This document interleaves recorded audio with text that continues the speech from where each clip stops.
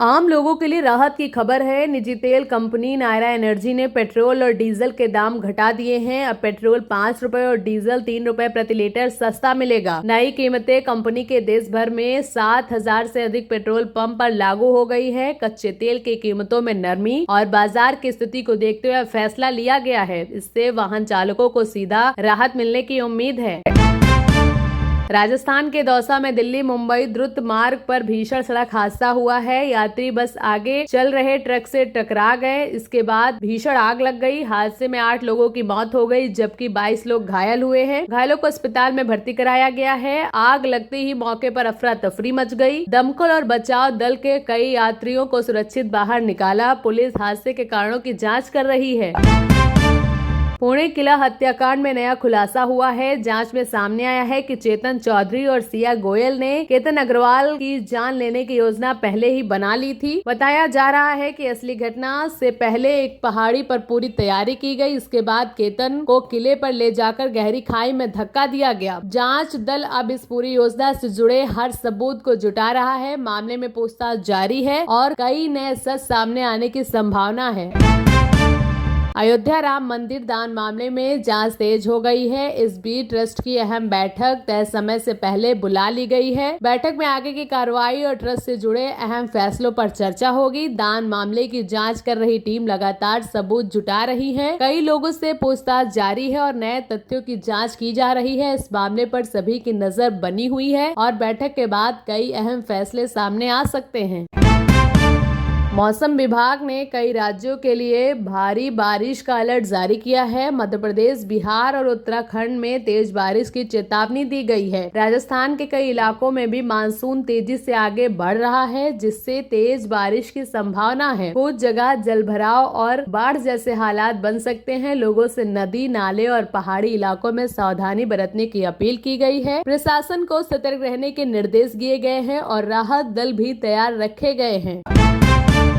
प्रधानमंत्री नरेंद्र मोदी ने ईरान के राष्ट्रपति मसूद पेज़ेश्कियान से दूरभाष पर बात की। बातचीत में पश्चिम एशिया के हालात पर चर्चा हुई। प्रधानमंत्री ने कहा कि क्षेत्र में स्थायी शांति और बातचीत से समाधान जरूरी है। साथ ही होर्मुज़ जलमार्ग पर निर्बाध आवाजाही बनाए रखने पर भी जोर दिया है। दोनों नेताओं ने आपसी सहयोग और क्षेत्र की स्थिरता को लेकर विचार साझा किए। यह बातचीत ऐसे समय हुई है जब पश्चिम एशिया के हालात पूरी दुनिया की नजर बनी हुई है।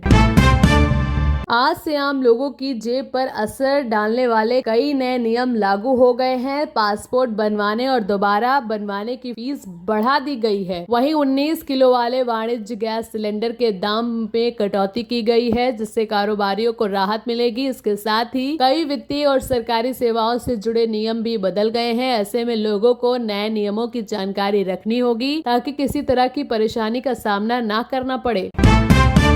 पाकिस्तान के कब्जे वाले कश्मीर में विरोध प्रदर्शन और तेज हो गए हैं। इस बीच संयुक्त अवामी कार्य समिति के प्रमुख शौकत नवाज को पुलिस ने गिरफ्तार कर लिया है। उन पर लोगों को उकसाने और हिंसा भड़काने का आरोप लगाया गया है। इससे पहले कई प्रदर्शनकारियों और समिति के सदस्यों को भी हिरासत में लिया जा चुका है। इलाके में सुरक्षा कड़ी कर दी गई है और हालात तनावपूर्ण बने हुए हैं। आने वाले चुनाव से पहले यह मामला और गर्मा गया है। सोना और चांदी के दाम में आज तेज गिरावट दर्ज की गई है। साथ ही शेयर बाजार में भी कमजोरी देखने को मिली। जानकारों के अनुसार मजबूत अमेरिकी मुद्रा, ब्याज दर को लेकर बढ़ती चिंता और ईरान से जुड़े तनाव का असर बाजार पर दिख रहा है। निवेशकों ने सुरक्षित निवेश की बजाय मुनाफा वसूली को तरजीह दी है। इसी वजह से कीमती धातुओं को और शेयर बाजार दोनों में बदलाव बना रहा है। कारोबारियों की नजर अब आने वाले वैश्विक आर्थिक फैसलों पर टिकी है। प्रधानमंत्री नरेंद्र मोदी को अली खामेनेई के अंतिम संस्कार में शामिल होने का निमंत्रण दिया है। इस पर पूरी दुनिया की नजर बनी हुई है। जानकारों का मानना है कि भारत के सामने ईरान, अमेरिका और इजराइल के साथ संतुलन बनाए रखने की चुनौती है। भारत के लिए तेल व्यापार और सामरिक हित की भी अहम है। ऐसे में सरकार का हर कदम विदेश की नीति के लिहाज से बेहद महत्वपूर्ण माना जा रहा है। भारत और जापान के बीच व्यापार को नया बल मिलने जा रहा है। दोनों देश अब अमेरिकी मुद्रा के बजाय सीधे रुपया और येन के लेन देन की तैयारी कर रहे हैं। इससे व्यापार की लागत कम होगी और भुगतान पहले से आसान व तेज होगा। इस प्रस्ताव पर प्रधानमंत्री नरेंद्र मोदी और जापान के प्रधानमंत्री सनाए तकाइची से मुलाकात में चर्चा होने की संभावना है। इससे दोनों देशों के आर्थिक रिश्तों को मजबूत करने की दिशा में एक बड़ा कदम माना जा रहा है। अमेरिका और ईरान और कतर के बीच तनाव कम करने की कोशिश तेज हो गई है। कतर में दोनों पक्षों के बीच परोक्ष बातचीत चल रही है, लेकिन ईरान ने सीधे वार्ता से इनकार कर दिया है। इस बीच होर्मुज जल मार्ग, हिज़्बुल्लाह, पाकिस्तान और बांग्लादेश से जुड़े हालात पर भी दुनिया की नजर बनी हुई है। पश्चिम एशिया से बने तनाव का असर तेल बाजार और वैश्विक सुरक्षा पर भी दिख रहा है। हालात लगातार बदल रहे हैं और आने वाले दिन अहम माने जा रहे हैं। अमेरिका के सर्वोच्च न्यायालय ने राष्ट्रपति डोनाल्ड ट्रंप के जन्म के आधार पर नागरिकता खत्म करने वाले आदेश पर रोक लगा दी है। न्यायालय ने साफ कहा है, अमेरिका की धरती पर जन्म लेने वाले लगभग सभी बच्चों को नागरिकता का अधिकार मिलेगा। यह फैसला ट्रंप सरकार के लिए बड़ा झटका माना जा रहा है। फैसले के बाद ट्रंप ने कहा है कि वह इस मुद्दे पर सांसद के जरिए आगे कदम उठाएंगे। यह मामला लंबे समय से पूरे अमेरिका में चर्चा का विषय बना हुआ था। अमेरिका के राष्ट्रपति डोनाल्ड ट्रंप ने देश की बड़ी तेल कंपनियों को खुली चेतावनी दी है। उन्होंने कहा है, कच्चे तेल की कीमत अब कम होने के बाद भी पेट्रोल महंगा बेचना गलत है। ट्रंप ने गलतियों से तुरंत दाम घटाने को कहा और चेतावनी दी, ऐसा नहीं हुआ तो उन्हें बड़ी परेशानी का सामना करना पड़ेगा। उनका कहना है कि आम लोगों को सस्ता ईंधन मिलना चाहिए और सरकार इस पूरे मामले पर नजर रखे हुए है। अब बिना अपना मोबाइल नंबर बताए भी व्हाट्सएप पर बात की जा सकेगी। कंपनी ने नया नाम पहचान सुविधा शुरू कर दी है। अब लोग अपना पसंदीदा नाम पहले से सुरक्षित कर सकेंगे और उसी के जरिए नए लोगों से जुड़ सकेंगे। इससे निजी जानकारी पहले से अधिक सुरक्षित रहेगी और सुविधा धीरे धीरे सभी तक पहुंचाई जाएगी। जिन लोगों के पास नया रूप उपलब्ध होगा वो अपने खाते की व्यवस्था में जाकर अपना नाम पहचान सुरक्षित कर सकेंगे।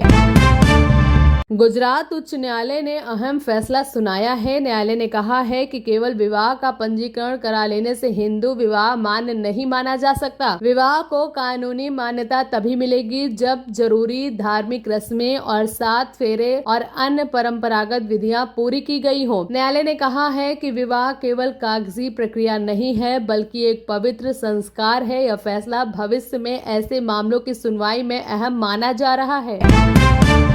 केंद्र सरकार ने 80 लोगों के लिए नई रोजगार योजना लागू कर दी है। इसके तहत हर पात्र ग्रामीण परिवार को साल में 125 दिन रोजगार की कानूनी गारंटी मिलेगी। पहले यह सीमा 100 दिन थी। सरकार का कहना है इससे गांव में रोजगार बढ़ेगा, आय मजबूत होगी और विकास कार्यों को गति मिलेगी। नई व्यवस्था के साथ मजदूरी भुगतान और काम की निगरानी भी पहले से अधिक पारदर्शी बनाने का दावा किया गया है।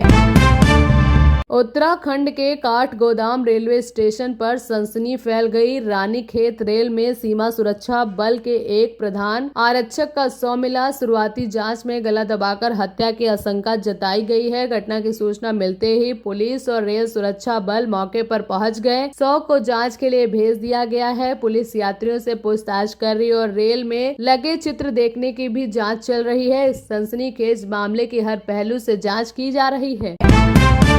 अयोध्या राम मंदिर दान मामले की जांच में नया खुलासा हुआ है। मुख्य आरोपी अविनाश शुक्ल से लंबी पूछताछ के बाद पुलिस को कई अहम सुराग मिले हैं। जांच में सामने आया है कि दान की रकम पहले मंदिर परिसर के शौचालय में छिपाई जाती थी, फिर मौका देकर बाहर निकाली जाती थी। पुलिस अब पूरे मामले का चित्र और अन्य सबूत खंगाल रही है। इस बीच टिन्नू यादव और अन्य आरोपियों की भूमिका की भी गहन जाँच जारी है।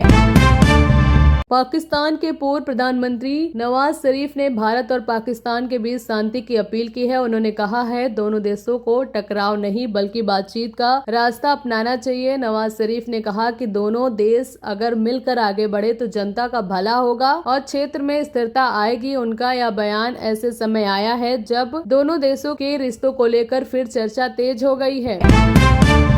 राजस्थान के धौलपुर में कुख्यात बदमाश जगन गुज्जर के अंतिम संस्कार से पहले उसके गांव में सुरक्षा कड़ी कर दी गई है। पुलिस और प्रशासन ने परिवार के लोगों के साथ बैठक और अंतिम यात्रा को शांतिपूर्ण ढंग से कराने पर सहमति बनाई। गांव और आसपास के इलाके में भारी पुलिस बल तैनात किया गया। प्रशासन का कहना है कि किसी भी तरह से कानून व्यवस्था बिगड़ने नहीं दी जाएगी और पूरे मामले पर लगातार नजर रखी जा रही है। मध्य प्रदेश की राजनीति में हलचल तेज हो गई है। मंत्री कैलाश विजयवर्गीय ने मुख्यमंत्री मोहन यादव को पत्र लिखकर अपनी उपेक्षा और असहयोग की पीड़ा जताई। पत्र में उन्होंने कहा कि पिछले 2.5 साल से उनकी अनदेखी की जा रही और कई मामलों में उन्हें नजरअंदाज किया गया है। यह पत्र सामने आने के बाद राजनीतिक गलियारों में चर्चाएं तेज हो गई हैं। अब सबकी नजर सरकार और पार्टी की अगली प्रतिक्रिया पर टिकी है। प्रधानमंत्री नरेंद्र मोदी ने केंद्र सरकार के सभी प्रमुख सचिवों के साथ अहम बैठक की है। बैठक में विकास, सुशासन, आत्मनिर्भर भारत, साइबर सुरक्षा और कृत्रिम बुद्धिमत्ता जैसे महत्वपूर्ण विषयों पर चर्चा हुई है। प्रधानमंत्री ने सभी मंत्रालयों को मिलाकर काम करने, सुधार की गति तेज करने और योजनाओं का लाभ सीधे जनता तक पहुंचाने पर जोर दिया है। साथ ही सस्ते आयात से देश के उद्योग की सुरक्षा और बेहतर तालमेल के निर्देश भी दिए गए हैं। बिहार के भोजपुर में भरत तिवारी की 13वीं में जनसैलाब उमड़ पड़ा। बिहार, उत्तर प्रदेश और मध्य प्रदेश समेत कई राज्यों में हजारों लोग बिलौती गांव पहुंचे। भंडारे में करीब 15,000 लोगों ने प्रसाद ग्रहण किया। पूरे इलाके में भारी भीड़ रही और सुरक्षा के भी खास इंतजाम किए गए। भरत तिवारी की मौत के बाद यह पहला इतना बड़ा आयोजन रहा जिसने सभी का ध्यान अपनी ओर खींच लिया। दोस्तों, प्रधानमंत्री नरेंद्र मोदी जल्द ही अमेरिका के दौरे पर जा सकते हैं। अमेरिका के राजदूत ने यह संकेत दिए हैं कि भारत और अमेरिका के बीच चल रही लंबे समय से ट्रेड डील अब अंतिम चरण पर पहुंच चुकी है। रिपोर्ट के मुताबिक इस दौरे के दौरान व्यापार, रक्षा, सेमीकंडक्टर टेक्नोलॉजी और निवेश समेत कई अहम मुद्दों पर बातचीत हो सकती है। अगर यह समझौता पूरा होता है तो दोनों देशों को आर्थिक संबंध और मजबूत होंगे, जिससे भारतीय उद्योग और कारोबार में भी फायदा मिलने की उम्मीद है। फिलहाल दोनों देशों के अधिकारी इस समझौते पर अंतिम रूप देने में जुटे हुए हैं। दोस्तों, आज केंद्र सरकार के सांसद समिति की एक अहम बैठक होने जा रही है। इस बैठक में नेशनल सिक्योरिटी एजेंट यानी एनटी में सुधारों को लेकर विस्तार में चर्चा होगी। पिछले कुछ समय में नीट परीक्षा और पेपर लीक जैसी मामलों के बाद सरकार परीक्षा प्रणाली को अधिक सुरक्षा और प्रदान बनाने की दिशा में काम कर रही है। बैठक में परीक्षा सुधार, तकनीकी सुधार और छात्रों के हित से जुड़े कई महत्वपूर्ण प्रस्ताव पर भी विचार किया जाएगा। इस बैठक में फैसलों पर देश भर के लाखों छात्रों की अभिभावकों की नजर बनी हुई है। दोस्तों, प्रधानमंत्री नरेंद्र मोदी की सुरक्षा संभालने वाली स्पेशल प्रोटेक्शन ग्रुप यानी एसपीजी में बड़ा बदलाव किया गया है। बिहार कैडर के वरिष्ठ आईपीएस अधिकारी अमित कुमार को एसपीजी का नया प्रमुख नियुक्त किया गया है। वह आलोक शर्मा की जगह अहम उम्मीदवार जिम्मेदारी संभालेंगे। एसपीजी देश के प्रधानमंत्री की सुरक्षा के लिए सबसे महत्वपूर्ण एजेंसी मानी जाती है। सरकार के मुताबिक यह नियुक्ति प्रशासन प्रक्रिया का हिस्सा है और नई नियुक्ति के बाद सुरक्षा व्यवस्था को अधिक मजबूती बनाने पर ध्यान दिया जाएगा।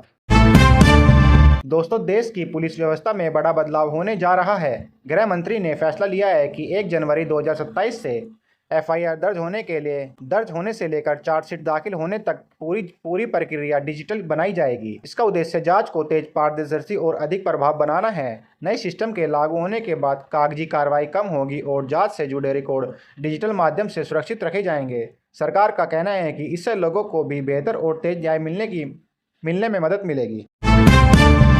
दोस्तों, राम मंदिर चढ़ावे चोरी मामले को लेकर सियासी तेज हो गई है। कांग्रेस ने सरकार से मांग की है कि इस मामले से एसआईटी की जांच रिपोर्ट सार्वजनिक की जाए ताकि पूरे मामले की सच्चाई सामने आ सके।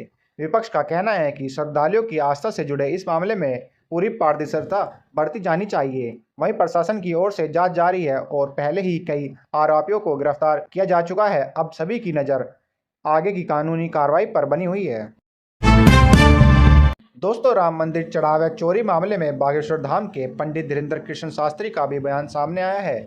उन्होंने कहा है कि भगवान के दान में भी किसी तरह की गड़बड़ी करना बहुत बड़ा अपराध है और कानून के साथ साथ धार्मिक दृष्टि से भी यह गंभीर मामला है। उन्होंने निष्पक्ष जांच की बात कही है और दोषियों के खिलाफ सख्त कार्रवाई की मांग की है। इस बीच पुलिस की जांच लगातार जारी है और मामले में आगे भी कई अहम खुलासे होने की संभावना जताई जा रही है। दोस्तों, पश्चिम बंगाल विधानसभा में एंटी गुड्डा बिल और ओबीसी आरक्षण से जुड़ा विधेयक पारित कर दिया गया है। राज्य सरकार का कहना है कि इन फैसलों का उद्देश्य कानून व्यवस्था को मजबूत करना और पात्र वर्षों को आरक्षण का लाभ सुनिश्चित करना है। वहीं विपक्ष ने इन विधायकों पर सवाल उठाते हुए सरकार की मंशा पर भी निशाना साधा है। इन फैसलों को लेकर राज्य की राजनीति में बहस और तेज होने की संभावना है। दोस्तों, पश्चिम बंगाल सरकार के समान नागरिकता संहिता यानी यूजीसी को लेकर भी बड़ा कदम उठाया गया है। सरकार ने इस विषय पर भी अध्ययन और सुझाव देने के लिए एक विशेष समिति का संगठन किया है। यह समिति विभिन्न कानून और सामाजिक पहलुओं का अध्ययन करके अपनी पूरी रिपोर्ट सरकार को सौंपेगी। इसके बाद आगे की रणनीति तय की जाएगी। इस फैसले को लेकर राजनीति हलकों में चर्चा तेज हो गई है और आने वाले समय में इस मुद्दे पर और बहस देखने को मिल सकती है। दोस्तों, मतदाता सूची से जुड़ी SIR अभियान को लेकर 23 विपक्ष दल सुप्रीम कोर्ट पहुंच गए हैं। विपक्ष का आरोप है कि इस प्रक्रिया में पारदर्शिता नहीं बढ़ती जा रही है और इससे मतदाताओं के अधिकार प्रभावित हो सकते हैं। वहीं चुनाव आयोग का कहना है कि पूरी प्रक्रिया नियम के अनुसार की जा रही है। अब इस मामले में सुप्रीम कोर्ट की सुनवाई पर भी सभी की नज़र टिकी हुई है और आने वाले फैसले का इंतजार किया जा रहा है। दोस्तों, हिमाचल प्रदेश में कांग्रेस के लोकतंत्र बचाओ अभियान की शुरुआत की है। पार्टी का कहना है कि वह सब संवैधानिक स्थानों की निष्पक्ष और लोकतंत्र मूल्य की रक्षा के लिए आंदोलन चला रही है। दूसरी ओर सत्तारूढ़ पक्ष ने इन आरोपों को खारिज करते हुए इसे राजनीतिक अभियान बताया है। आने वाले दिनों में इस मुद्दे को लेकर राज्य में राजनीतिक गतिविधियां और तेज होने की संभावना है। दोस्तों, लद्दाख के सामाजिक कार्यकर्ता सोनम वांगचुक और CJP के प्रदर्शन को लेकर दिल्ली में राजनीतिक हलचल तेज हो गई है। प्रदर्शनकारी शिक्षा और संवैधानिक मुद्दे को लेकर अपनी मांग पर खड़े हुए हैं। जानकारी के मुताबिक प्रदर्शन लगातार कई दिनों से जारी है और इस दौरान सोनम वांगचुक की तबीयत बिगड़ने की खबर सामने आई है। वहीं प्रशासन का कहना है कि सुरक्षा व्यवस्था पूरी तरह से बनाई रखी गई है और आप सभी की नज़र सरकार और प्रदर्शनकारियों के बीच होने वाले संभावित बातचीत पर टिकी हुई है।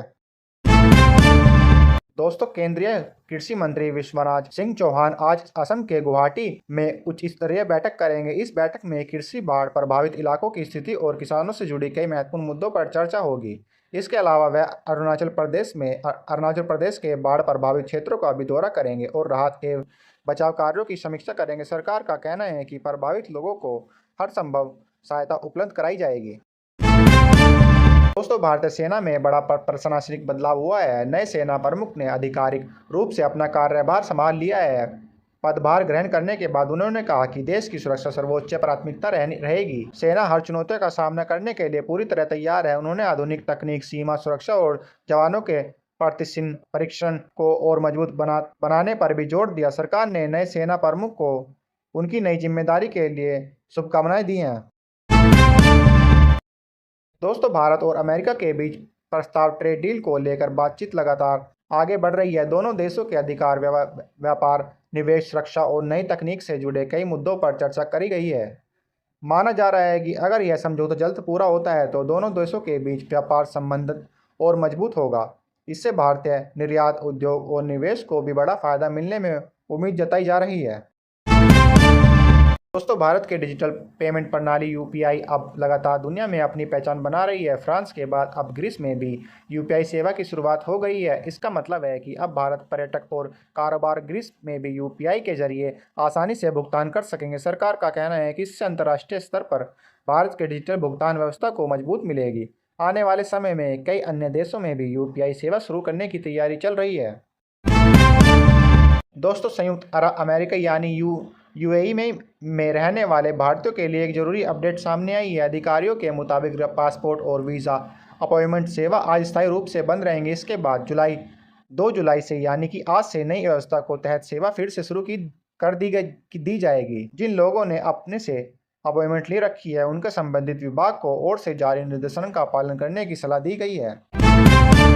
दोस्तों, अमरनाथ यात्रा को लेकर तैयारी पूरी तरह कर ली गई है। पहला जत्था रवाना होने से पहले सुरक्षा के कड़े इंतजाम किए गए हैं। यात्रा मार्ग पर सेना, CRPF, जम्मू कश्मीर पुलिस और अन्य सुरक्षा एजेंसी को तैनात किया गया है। इस बार लाखों श्रद्धालुओं के पहुंचने की संभावना है। प्रशासन ने श्रद्धालुओं से अपील की है कि यात्रा के दौरान सभी दिशा निर्देशन का पालन करें और मौसम की जानकारी पर भी नज़र बनाए रखें।